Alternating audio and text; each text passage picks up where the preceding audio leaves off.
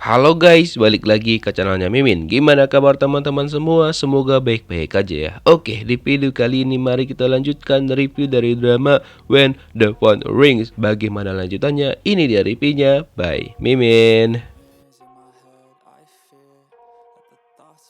Setelah melihat tanda yang diberikan oleh Hong Hee-ju, akhirnya Baek Saon menuju ke sana. Namun di sela-sela itu, Hee-ju kan sudah hampir pingsan dan dia teringat lagi tentang masa lalunya di hari di mana dia dan juga saudara-saudara tirinya mengalami kecelakaan pada waktu itu. Di mana semua orang tidak sadarkan diri, hanya Hee-ju saja yang masih terbangun pada waktu itu. Hingga sejak saat itu benar-benar nggak ada yang peduli sama sekali dengan Hee-ju, hanya satu orang saja, yaitu Baek Saon. Orang yang benar-benar tulus kepada Hong Hee-ju yang mengerahkan seluruh hidupnya untuk Hong Hee-ju. Setelah dia menyelamatkan Hee-ju, akhirnya dia dibawa ke rumah sakit dan ketika sadar Hong Hee-ju mendapatin Baek Saon dengan ekspresi yang benar-benar khawatir banget kepada istrinya. Dan untuk pertama kalinya Hong Hee-ju ngomong menggunakan suaranya kepada Baek Saon. Dan Saon berjanji untuk nggak pergi dari sana dan bakal menjaga Hong Hee-ju. Mendengar apa yang terjadi di kantor anaknya, ayahnya Baek Saon memanfaatkan kesempatan itu untuk berkampanye. Jadi menurut sekretarisnya dia, momen ini bisa dimanfaatkan dan dibilang bahwa hal yang terjadi kepada Baek Saon kemungkinan besar berhubungan dengan permainan politik. Jadi dia bakal memanfaatkan momen itu untuk membuat pidato politik di hadapan publik. Sementara itu Park Do Jae sok-sok menanyakan sama Baek Saon bagaimana keadaan dari Hong Hee-ju. Padahal kan kau kampret yang ngedorong Hee-ju gitu kan. Dan dia juga sok-sok peduli dan masih membantu Baek Saon untuk menemukan siapakah pelakunya. Dan dia juga memberikan HP yang dipegang sama Hee-ju, HP virtual yang dia gunakan untuk menelpon Baek Saon. Setelah Hee-ju selesai diperiksa oleh perawat, dia langsung diantarkan ke kamarnya dan dia takut bahwa Baek Saon itu marah sama dia. Dan Saon bilang sama Hee-ju untuk udah ngomong aja karena dia udah tahu kalau misalkan Hee-ju itu bisa berbicara. Hingga akhirnya ketika Saon mengangkat Hee-ju dan juga merebahkan dia di kasur, disinilah akhirnya Hee-ju itu mau ngomong sama Baek Saon. Apalagi Saon bilang kalau dia itu udah tahu kalau Hee-ju itu bisa ngomong. Dan karena HP Hee-ju rusak, jadinya Baek Saon langsung menggantinya menggunakan HP yang baru. Karena dia nggak mau kalau misalkan Hee-ju itu nggak pegang HP karena takut terjadi apa-apa lagi sama Hong Hee-ju. Ketika Baek Saon pergi keluar sebentar, Hee-ju mengambil HP virtual tersebut di dalam tasnya yang sebenarnya kan sebelumnya itu udah diambil sama Baek Saon. Tapi malah dia letakin lagi di tasnya Hee-ju seolah-olah dia nggak pernah lihat HP tersebut. Terus kan Wei Hong Ina tiba-tiba aja mendatangin ibunya Hee-ju. Jadi ibu Hee-ju kan takut kalau misalkan Ina itu merebut Baek Saon dari anaknya. Jadi dia bilang bahwa dia itu tidak akan bisa merebut Saon karena Saon secinta itu sama Hong Hee-ju. Tapi Ina beneran gak peduli. Dia hanya pengen membantu Hee-ju dengan memberitahukan siapakah sosok Baek Saon yang sebenarnya. Karena beberapa hari sebelum pernikahan Hong Ina bilang bahwa ada seseorang yang mengirimkan surat sama dia yang berisi tentang rahasia dari Baek Saon. Awalnya Ina kira yang mengirimkan hal tersebut adalah ibu Hee-ju, tapi ternyata bukan dia. Makanya Ina ini jadi bingung, jadi siapa sebenarnya yang mengirimkan surat itu kepada dirinya. Terus kan ayahnya Baek Saon beneran dong melakukan konferensi pers untuk mengkonfirmasi tentang hal yang terjadi kepada anaknya dan mengatakan kepada publik bahwa itu semua adalah kecemburuan politik dan untuk menyayangi dirinya. Dan bener aja dong responnya positif dan menaikkan orang pendukung dia. Karena hal yang dia lakukan, maka orang-orang banyak banget menelpon ke kantornya Baek Saon, terutama para wartawan untuk mengkonfirmasi hal yang disampaikan sama ayah Baek Saon. Oleh karena itu, Saon langsung mencopot semua jaringan telepon karena dia nggak mau rekan-rekannya itu terlalu sibuk dengan hal tersebut. Nah, namun Pak Kang dan juga yang lainnya benar-benar khawatir banget dengan keadaan Hong Hee-ju. Mereka benar-benar peduli sama Hee-ju. Saon berterima kasih dan dia sampaikan keadaan Hong Hee-ju sekarang bahwa dia itu sudah baik-baik aja dan dia meminta maaf atas kekhawatiran yang disebabkan oleh ayahnya kepada mereka. Setelah itu Baek Saon jumpa sama ayahnya dan meminta tolong sama ayahnya untuk jangan lagi bertindak seperti itu. Kalau misalkan nggak mau diserang balik sama orang lain atau bahkan sama dirinya sendiri. Lalu ayahnya ngebahas tentang dirinya yang sebenarnya itu kan hanya menggantikan Baek Saon yang asli. Pokoknya dari dulu dia harus mengikuti perintah orang tuanya yang sekarang untuk mengikuti bener-bener kayak selera si Baek Saon yang asli. Tapi Saon bilang sama dia bahwa dia tidak pernah mengharapkan hal tersebut, dia hanya dipaksa oleh mereka. Nah, Nayuri dan juga Ji Sang-woo semakin gencar untuk mengumpulkan bukti-bukti tentang orang yang dicari-cari sama Ji Sang-woo, dan kemungkinan hal itu berhubungan juga dengan Baek Saon dan juga Hong Hee-ju. Nah, Yuri juga bertanya sama Sang-woo apakah dia sudah bertanya sama rekan-rekan panti asuhannya terkait dengan orang yang mereka cari, si kembar yang hilang. Terus Sang-woo bilang dia sedang bertanya, dan dia juga membuat ke internet karena dia mengingat bahwa jam tangan ini adalah jam yang dipakai sama si anak waktu itu. Sang-woo menggunakan kemampuan followersnya dia untuk mencari tahu di mana keberadaan dari anak tersebut. Terus kan malamnya Saon itu bilang bahwa dia mau ke sana lagi ngejenguk Hee-ju. Jadi dia tanya Hee-ju tuh mau pesan apa.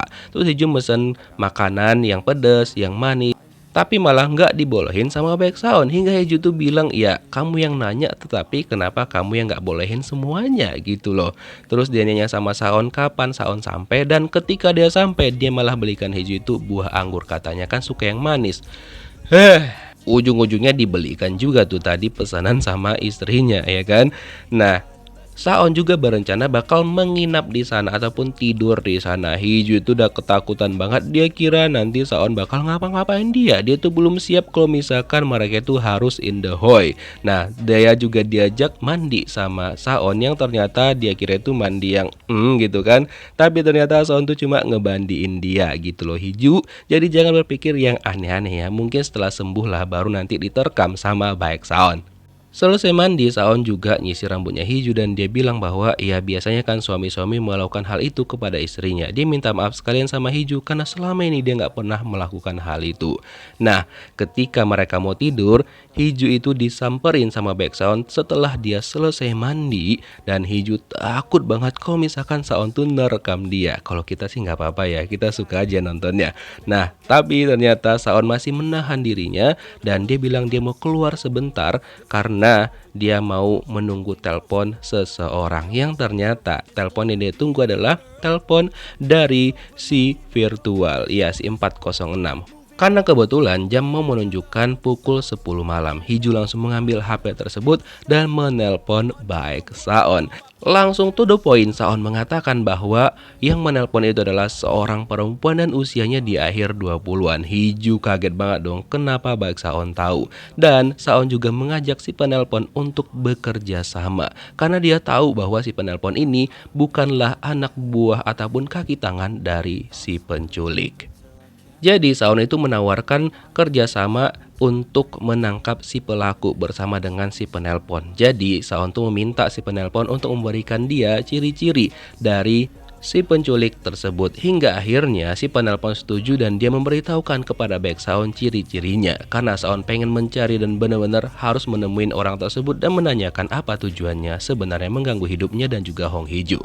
Hingga keesokan harinya Baek Saon langsung bertindak dong, dimana pada waktu itu kan Yuri membacakan berita dan itu informasinya tentang apa yang terjadi kepada Baek Saon dan apa yang disampaikan sama ayah Baek Saon yang katanya berhubungan dengan politik. Tapi langsung ditangkis sama Yuri dan dia langsung menampilkan ciri-ciri dari orang yang dicari sama Baek Saon. Sketsanya benar-benar mirip banget dengan penculik Hee-ju. Setelah itu Baek Saon meminta kerjasama juga dengan pihak kepolisian untuk mencari di mana orang tersebut, karena dia benar-benar pengen banget untuk segera melakukan penangkapan karena dia juga mengetahui bahwa mereka itu bekerja sama. Maksudnya si penculik bukan satu orang aja, melainkan beberapa orang. Ji Sang-woo juga mendapatkan informasi terkait tentang si penculik tersebut dan kayaknya dia tahu sesuatu. Dan juga teman mancing si penculik itu juga mengetahui hal tersebut. Dan si penculik juga sudah mengetahui berita itu dan dia marah banget dan langsung mengirimkan pesan kepada rekannya. Dan dia marah kenapa rekannya itu menolak Hong Hee-ju, padahal sebenarnya kan yang didorong itu harusnya Baek Saon bukan Hong Hee-ju. Jadi kata yang ngedorong itu dia pengen memberikan pelajaran sama Baek Saon gimana rasanya kehilangan orang yang dia sayang. Apalagi Hong Hee-ju itu kan memutuskan untuk tidak mau bercerai dengan Baek Saon. Jadi dia memerintahkan si penculik ini untuk segera mengambil HP tersebut dari Hong Hee-ju. So, kemungkinan besar betul kan kalau ini adalah si Duje kampret. Terus kan Saon berkumpul dengan ayah dan juga ibunya untuk membahas hal tersebut. Jadi di sini Saon bilang bahwa dia bakal melindungi Hong Hiju apapun caranya karena Hiju itu lebih aman ketika berada di sisinya karena Hiju adalah istrinya dia. Jadi semua orang dia curigain termasuk kedua orang tuanya. Bahkan Saon juga mencurigain ayahnya Hiju karena setelah itu Saon pergi menemui ayahnya Hiju dan dia meminta maaf sebelumnya karena sudah mencurigain ayahnya Hiju. Walaupun di sini ayah Hiju itu khawatir kepada Hiju dan dia pengen Saon tuh berkomunikasi dulu sebelum melakukan tindakan. Dan dia curiga bahwa Saon tuh menyembunyikan sesuatu, tapi Saon bilang tidak apa-apa dan dia langsung pergi begitu aja. Terus kan tiba-tiba aja Hiju itu dihubungin sama si penculik karena dia pengen meminta HP tersebut. Dan dia juga tahu bahwa Hiju lah yang memberitahukan ciri-cirinya kepada Baek Saon. Tapi yang paling pasti dia bilang adalah bukan dia yang mendorong Hiju dari gunung tersebut. Namun Hiju nggak percaya dengan apa yang disampaikan sama si penculik. Nah karena dia bilang dia mau ke sana, Hiju langsung panik banget dan mengunci pintu. Yang ternyata yang datang pada hari itu adalah Baek Saon. Dan melihat Hiju khawatir seperti itu dan juga ketakutan dan juga gemetaran, Baek Saon langsung menghampiri Hiju dan memeluk Hiju agar dia tidak ketakutan lagi. Setelah itu Baek Saon langsung menemani Hiju dan merebahkan dia di tempat tidur dan mengatakan bahwa dia tidak akan pergi kemana-mana dan dia nanya sama Hiju apakah ada yang datang ataupun tidak. Hiju beneran takut banget dan dia nggak berani untuk tidur sendirian sehingga dia ditemanin sama Pak Su untuk tidur berdua, bahkan tidur satu ranjang. Ini namanya adalah kejadian yang sebenarnya nggak diduga-duga tapi membawa berkah gitu kan. Jadinya mereka berdua tidur bareng. Nah ketika Saon sudah tidur menurut Hiju, dia langsung pergi mengambil HP virtualnya dan keluar sebentar. Padahal sebenarnya Baek Saon tahu. Setelah itu di jam yang sama jam 10 Hiju menggunakan HP itu untuk menelpon Baek Saon dan masih berakting seakan-akan bahwa dia adalah si penculik.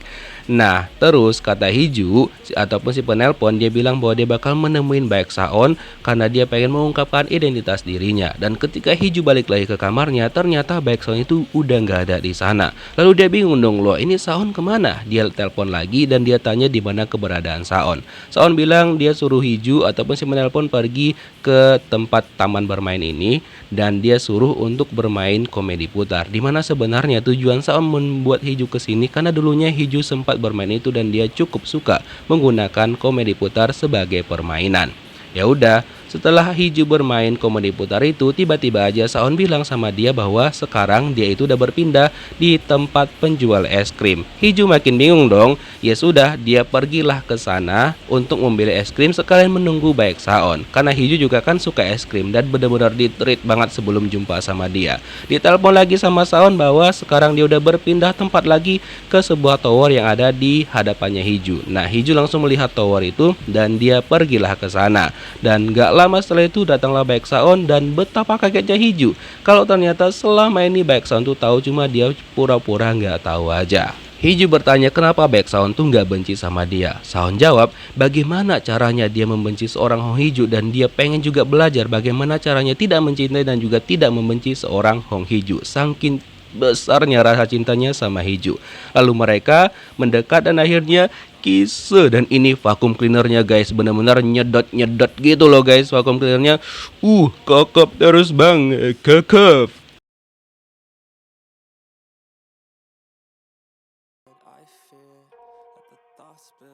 Setelah Hong Hiju jujur semuanya dan vakum cleaner mereka berakhir, lanjut di rumah. Nah setelah itu Baek Saon memasak lagi nih untuk Hong Hiju. Kali ini dia masak kimchi nasi goreng dan Hiju pun suka banget dengan nasi goreng kimchi yang dimasak sama sang suami tercinta. Dan secara tiba-tiba Hiju ngebahas tentang pernikahan mereka selama 3 tahun yang nampaknya nggak normal, apalagi kan mereka itu nggak sekamar. Lalu Saon bilang kalau misalkan Hiju mau sekamar, ya dia mau-mau aja sih sebenarnya. Tapi bagi Baek Saon dia ngerasa bahwa rumah mereka itu benar-benar hangat banget karena setiap dia pulang dan melihat Hiju ada di rumah, bahkan lampu kamar Hiju itu nyala, dia ngerasa dunia yang sumuk banget tiba-tiba aja terasa sunyi dan juga nyaman bagi seorang Baek Saon. Setelah itu, Hong Hee-ju nggak lupa mengatakan kepada Baek Saon tentang ancaman pesan yang diberikan sama si penculik kepada dia. Baek Saon bilang biar dia yang melacaknya dan menyelesaikan semuanya satu persatu. Padahal Hee-ju sebenarnya pengen ikut untuk membantu Baek Saon, tapi Saon bilang dia khawatir sama Hee-ju biar dia aja yang melakukan semuanya. Dan untuk sementara waktu, Hee-ju tetap jangan bicara dulu kecualin sama dia, karena kan dia curiga bahwa pelakunya ada di sekitar mereka. Jadi biar nggak kenapa-kenapa, Hee-ju tuh untuk sementara diam aja. Dan tiba-tiba aja Baek Saon menanyakan di mana baju haram yang kemarin itu Hee-ju foto ketika dia mengirimkan melalui HP 406. Lalu Hee-ju menghalangi Baek Saon agar dia tidak melihat baju haram itu lagi, ya sekalianlah mereka jadinya berpelukan. Sebenarnya modus saja tuh Saon nanya ini tuh. Terus kan si penculik mengatakan kepada si master rekan dia, jadi dia bilang bahwa sampai sekarang dia belum mendapatkan HP tersebut. Namun ketika itu dia pernah bertemu dengan Baek Saon dan dia menyamar menjadi pengantar bunga. Dan di sanalah dia tahu bahwa kehidupan Saon itu menurut dia kehidupan yang sangat baik banget dan juga enak banget. Bahkan wangi tubuhnya Saon tuh harum banget. Sehingga dia memutuskan selain dia mengambil HP itu, dia juga bakal mengambil segalanya dari Baek Saon. Dan di berita udah diinformasikan tentang ciri-ciri dari si penculik dan terlihat bahwa ibunya Saon itu seakan-akan dia tahu semuanya. Dia tahu ciri-ciri orang tersebut. Kayak naluri seorang ibu terhadap anaknya. Keesokan paginya ketika Hee-ju terbangun, itu dia bangun agak siangan dan dia ngecek Saon. Tapi ternyata Saon tuh gak ada di rumah. Hee-ju panik banget, dia kira dia hanya bermimpi. Dia kira Saon peduli sama dia itu hanya mimpi belakanya dan sekarang dia ditinggalkan oleh Baek Saon. Dan ternyata itu semua hanya angan-angan Hee-ju saja, hanya imajinasinya aja. Karena Baek Saon masih ada di rumah dan dia lagi posisi tidur. Hee-ju menghampirin dia dan nyolek Baek Saon, dan karena ketahuan bahwa Hee-ju di sana, sekalianlah Baek Saon ngelonin Hee-ju. Hee-junya aja yang overthinking, padahal Baek Saon itu sudah bela-belain cuti 1 hari untuk bisa bersama Hong Hee-ju, quality time sama bini tersayang. Dan sebenarnya Hee-ju juga bilang nih sama Saon bahwa dia itu sempat berhayal juga, banyak kali hayalan Hee-ju nih sebenarnya ya. Mereka itu kayak pasangan pasutri pada umumnya, ya jalan-jalan bersama, jogging bersama, dan bahagia banget gitulah, sering ngobrol berdua. Jadi dia itu pengen banget dan membayangkan bahwa itu segera terjadi kepada mereka berdua. Dan ini adalah obrolan-obrolan ringan antara pasutri baru. Padahal mereka udah 3 tahun ya kan. Nah baru aja mereka lagi mesra-mesraan, Pak Kang malah nelpon Baek Saon, katanya ada masalah di kantor mereka dan Saon harus segera ke sana. Dan kalian tahu, Pak Saon sampai ternyata Pak Kang dan juga yang lainnya itu hanya menyiapkan kejutan doang sama Baek Saon. Saon mau emosi tapi mau kayak mana lagi ya kan. Padahal dia lagi cuti dan juga lagi asik-asik sama bininya, malah diganggu sama Pak Kang. Malah nggak peka dia. Nah nggak lama setelah itu datanglah Park Do-jae. Dia mengatakan sama Baek Saon bahwa dia sudah menemukan di mana alamat dari si penelpon itu. Dan Saon bilang dia bakal pergi ke sana tapi sendiri aja. Dan di kantor ayahnya Baek Saon tiba-tiba aja ada karangan bunga yang menuliskan bahwa dia tahu sesuatu apa yang diperbuat sama Baek Saon. Seakan-akan itu dikirim sama si pelaku. Baek Saon juga diberitahukan sama rekannya si wartawan yang kebetulan ada di sana. Nah terus ayahnya Hee-ju, ayah tirinya, mengatakan kepada ayah Baek Saon untuk menyelesaikan permasalahan yang terjadi termasuk papan bunga tersebut. Tapi ayah Baek Saon bilang bahwa yang patut disalahkan atas kejadian ini adalah keluarganya Hong Hee-ju. Karena gara-gara Hong Ina lah semua masalah ini terjadi begitu aja. Namun ayahnya Hee-ju nggak terima, dia bilang bahwa dia memiliki rahasia-rahasia dari keluarga besarnya Baek Saon, dan kalau misalkan keluarganya Saon macam-macam, dia bisa ngebongkar semuanya. Terus kan ibunya Hee-ju datang lagi ke rumahnya dan dia berpesan sama Hee-ju, walaupun Ina berusaha merebut rumah tangganya Hee-ju dan juga Baek Saon, dia bilang Hee-ju jangan mau menyerahkan Baek Saon kepada Hong Ina. Tapi Hee-ju be aja karena dia udah tahu gimana sifat kakak tirinya. Karena dia juga nggak berusaha untuk ngerebut Baek Saon dari dia. Dan ketika mereka lagi ngobrol, tiba-tiba aja si penculik itu memberikan pesan kepada Hee-ju, dan karena nggak ngerespon, ibu Hee-ju memutuskan untuk pulang. Ternyata Hee-ju itu dikirimkan sebuah video yang berisikan kayak variety show gitu. Dan kebetulan Ji Sang-woo mengirimkan pesan kepada Hong Hee-ju. Ya udah sekalian lah Hee-ju bertemu sama Ji Sang-woo dan dia ingin menanyakan tentang masalah tersebut. Karena kan dia tahu bahwa Ji Sang-woo itu sedang menyelidikin kasus hilangnya salah satu anak panti. Dan ternyata alamat yang diberikan sama Park Do-jae tadi kepada Baek Saon itu adalah alamat rumah yang diceritakan sama Ji Sang-woo, tempat dia sering banget bertemu sama si tuan muda yang dia ceritakan. Nah, ketika Saon masuk ke sana itu nggak ada orang lain tapi ada video yang terputar. Ketika dia cek, video itu mirip banget dengan yang dikirimkan kepada Hong Hee-ju. So fix ini adalah ulah dari si penculik. Dan dibilang di sana bahwa dia tahu bahwa Saon lah pelaku sebenarnya. Cuma dia nggak menjelaskan apa yang dimaksud sama dia. Di sini si pelaku juga mention yang dia maksudkan kepada Baek Saon adalah kasus anak yang hilang si kembar yang di panti asuhan. Nah, ternyata Hee-ju dan juga Sang-woo itu pergi ke tempat yang sama dengan Baek Saon karena kan Hee-ju pengen tahu apa yang dikerjakan sama Ji Sang-woo. Tapi mereka itu nggak jadi masuk dan terlihatlah sama Baek Saon, Hee-ju dan juga Ji Sang-woo sedang berada di sana. Lalu ditelepon lah sama Baek Saon tapi Hee-ju nggak berani ngangkat. Dan ternyata Sang-woo itu tahu bahwa Hee-ju itu bisa berbicara. Kaget dong Hee-ju, ya kan? Nah, di belakang sana Baek Saon udah emosi jiwa karena istrinya pergi bersama Ji Sang-woo. Dia halangilah mobil mereka hingga akhirnya Baek Saon berhasil dan dia langsung ngebawa Hong Hee-ju keluar dari sana. Dan dikira Sang-woo, Hee-ju itu nggak mau, tapi ya Hee-ju sebagai istri yang baik dan juga nurut sama suami, ya dia ikutlah sama Baek Saon. Dan Saon kira bahwa yang melakukan semua itu adalah Ji Sang-woo. Karena gerak-geriknya sangat-sangat mencurigakan, makanya Baek Saon mengatakan sama Sang-woo bahwa tujuan Sang-woo kembali adalah untuk membalas dendam. Karena nggak mungkin setelah datangnya Sang-woo, kejadian-kejadian itu bermunculan dan juga banyak hal yang mencurigakan.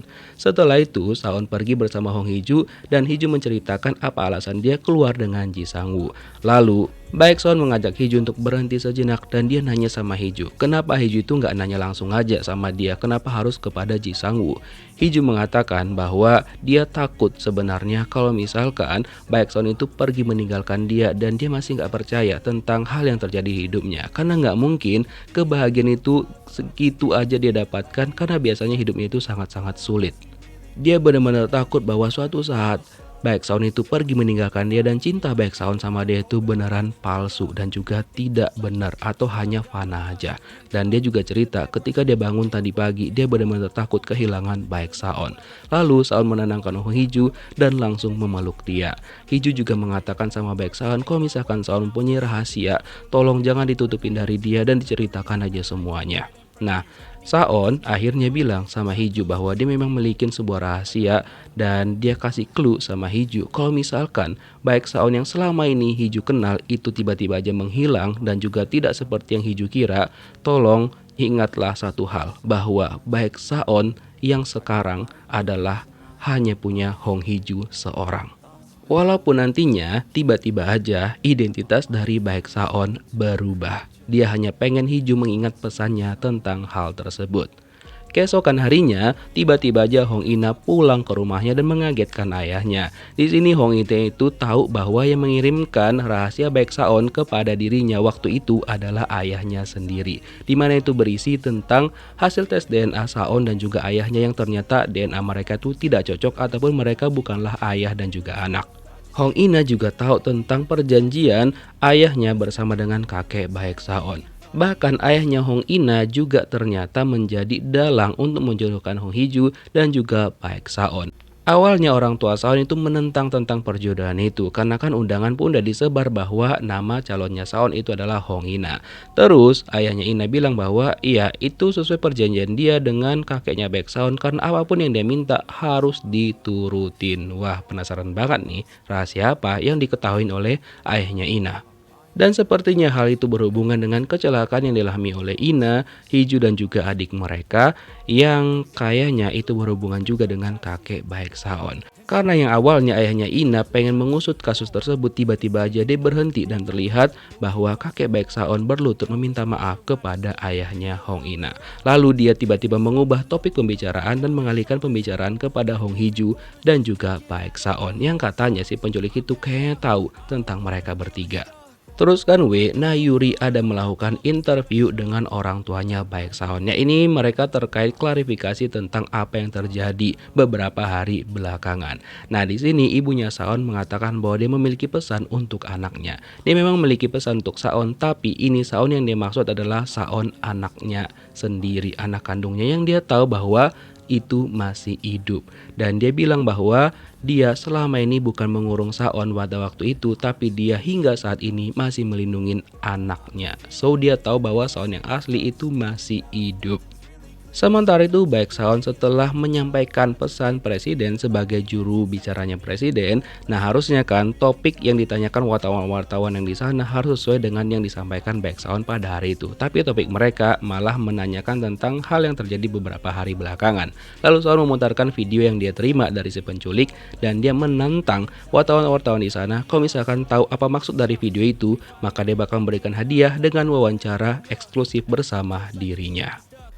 Terus kan Hong Hee-ju itu makan bersama dengan rekan-rekan kerjanya di tempat kerjanya yang lama. Mereka itu seneng banget karena sekarang melihat Hong Hee-ju itu kayak fresh banget dan juga lebih bahagia dibandingkan sebelum-sebelumnya. Ya iyalah, sekarang kan dia udah disayang banget sama suami dan udah nggak overthinking lagi. Jadi wajar aja karena Hong Hee-ju itu sekarang lebih fresh dan juga lebih ceria dari yang sebelumnya. Nah setelah Hee-ju makan siang, di lift dia bertemu dengan Baeksaon. Nah di sini mereka berdua saling menanyakan apakah mereka makan siang dan apa yang mereka makan dengan menggunakan bahasa isyarat tentunya. Sekalian Bapak Jubir ini pamer sama Hong Hee-ju bahwa kemampuan bahasa isyaratnya sudah sangat-sangat membaik. Bahkan dia juga bilang sama Hee-ju bahwa hari ini dia bakal pulang cepet karena dia pengen makan malam berdua sama Hee-ju di rumah. Baiklah, bucin kali ya kan, sambil senyum-senyum untuk menutupin bapernya dia sama Hee-ju. Nah, sementara itu di kantornya Saon, Pak Kang mendapatkan telepon dari seseorang dari lokasi pemancingan yang katanya dia punya pesan kepada Baeksaon yang harus disampaikan. Setelah itu, Pak Kang memberikan pesan itu kepada Baeksaon. Jadi pesannya adalah dia masih hidup. Dan Pak Kang juga memberikan lokasi pemancingan tersebut. Di sisi lain, Hong Hee-ju akhirnya melihat foto-foto tamasya mereka yang udah rilis dan di sini akhirnya Hong Hee-ju sadar bahwa di setiap foto itu Baeksaon matanya cuma tertuju kepada seorang aja, yaitu Hong Hee-ju. Disinilah Hong Hee-ju semakin paham dan semakin yakin bahwa cinta dari Baeksaon emang sebesar itu sama dia. Sampai-sampai Hong Hee-ju itu kayak terharu banget karena melihat dia dicintai ugal-ugalan. Terus kan Baeksaon pergilah ke lokasi pemancingan yang disampaikan sama Pak Kang tadi. Dan di lokasi pemancingan itu ternyata si bapak itu didatangin sama seseorang lebih dulu dibandingkan Baeksaon. Dan siapa sih dia? Ternyata dia itu adalah orang yang dikenal dekat sama Baeksaon. Dulunya Baeksaon kecil itu hidup dengan si bapak dan ketika Baeksaon dibawa pergi untuk menggantikan Baeksaon yang asli, si bapak juga tahu dan merelakan semuanya. Cuma nggak tahu hubungan mereka apa, apakah ayah dan anak atau gimana.